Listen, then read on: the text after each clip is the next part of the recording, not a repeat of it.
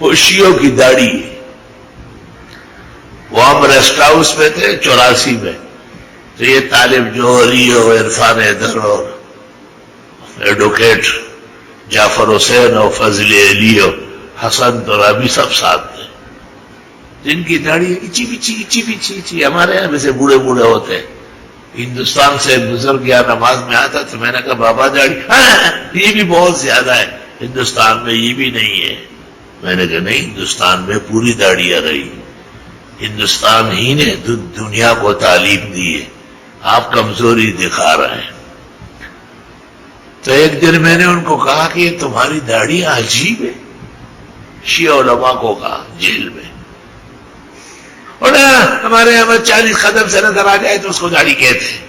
میں نے کہا آرام سے رہو، خمینی کی داڑھی تو پاکستان سے نظر آ رہی، اس کی بڑی داڑھی تھی پوری کمبل پگڑ. میں نے کہا پوچھنا یہ کہ علی کی داڑھی تمہارے جیسے تھی یا میری جیسی؟ نہیں، ان کی تو پوری داڑھی تھی آپ جیسی. حسن مجتبیٰ کی، حسین مرتضیٰ کی، زین العابدین کی، جعفر صادق کی، 12 اماموں میں سے کسی ایک کی داڑھی میں نے کہا تیری جیسی تھی. کہا نہیں اللہ نہ کرے وہ تو. میں نے کہا معلوم ہوا کہ وہ ہمارے امام تھے اور ہم ان کے ماننے والے.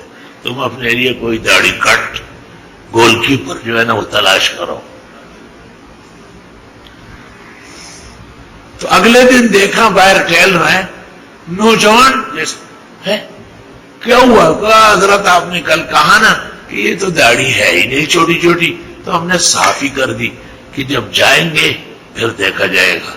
خدا کا گھر نہیں، اگلے دن ہی رہائی ہو گئی. مجھے کہا ہمارے لوگ تو یہ پوچھتے ہی نہیں، ہم یہ بیان بھی نہیں کرتے کہ داڑھی کوئی چیز ہے. دیکھ ہر چیز میں چوری چکوری، ہر چیز میں جال سازی اور بناوٹ. توبہ استغفر اللہ واتوب الیہ. یہ تو پیغمبر رسول کا منبر ہے، یہ تو پیغمبر کا محراب ہے. ہم چند دنوں کے لیے امانت کے طور پہ یہاں لائے گئے. مجال ہے کہ ہم کسی ایک مستحب پہ بھی دیر سویر کریں.